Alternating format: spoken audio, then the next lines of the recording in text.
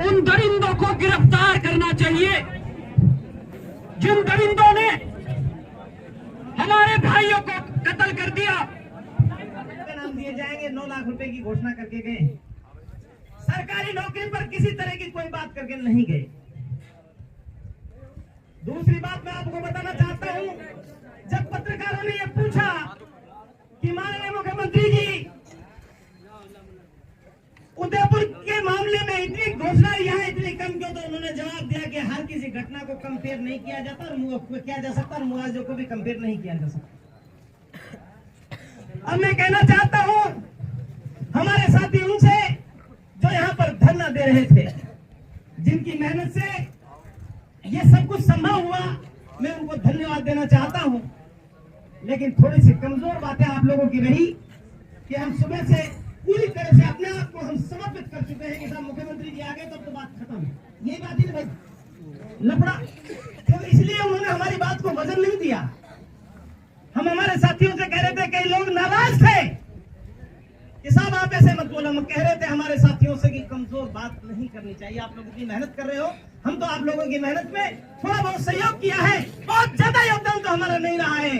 लेकिन शायद आप लोगों को पता नहीं है कि हम एक रात तो पूरी रात नहीं सोए हैं, परंतु हम इस आवाज को मजबूत क्यों सुना जाता है, कमजोर की आवाज को कहीं पर नहीं सुना जाता, कमजोर की आवाज को हमेशा दबाया जाता है। आप लोग अच्छे से समझ लें, जिनके राजनीतिक रूप से जो लोग कमजोर हैं, जिनके राजनीतिक करने वाले लोग कमजोर और दलाल पैदा हो जाते हैं, उस समाज को ऐसे रोता बिलखता छोड़ा जाता है जैसे आप लोगों को छोड़ा गया है।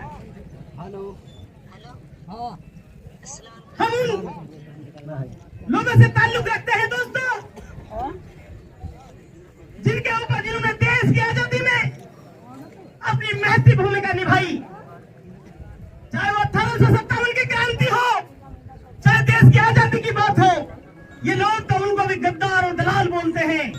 मैं बात करना चाहूंगा बहादुर शाह जफर की। बहादुर शाह जफर को अंग्रेजों ने कहा था कि दंड में दम नहीं है, कार मांगो खून जान की, जब ठंडी हुई शमशीर हिंदुस्तान की। तो उन्होंने जवाब दिया था, गाजियों में बू रहेगी जब तक ईमान की, तख्त लंदन तक चलेगी तेग हिंदुस्तान की। उस बहादुर शाह जफर को भी ये लोग तो दलाल और गद्दार कहते हैं, जिसे देश के लिए इतना मोहतरम साथियों, बहुत तकलीफ और बहुत दुख के साथ कहना पड़ रहा है कि माननीय मुख्यमंत्री महोदय, आपसे हमको ये बिल्कुल भी उम्मीद नहीं थी जो आप करके गए हैं। बहुत दुखदाई बात है, एकमात्र नेता ने आपको गुमराह करके इस रोती हुई कौम को छोड़ा है, कौम की आंखों में आंसू बहते हुए छोड़े हैं। ये बहुत तकलीफ की बात है। वैसे तो हमारे साथी जो फैसला करेंगे, हम तो इनके फैसले के पीछे हैं, लेकिन हमको बहुत दुख है, बहुत तकलीफ है।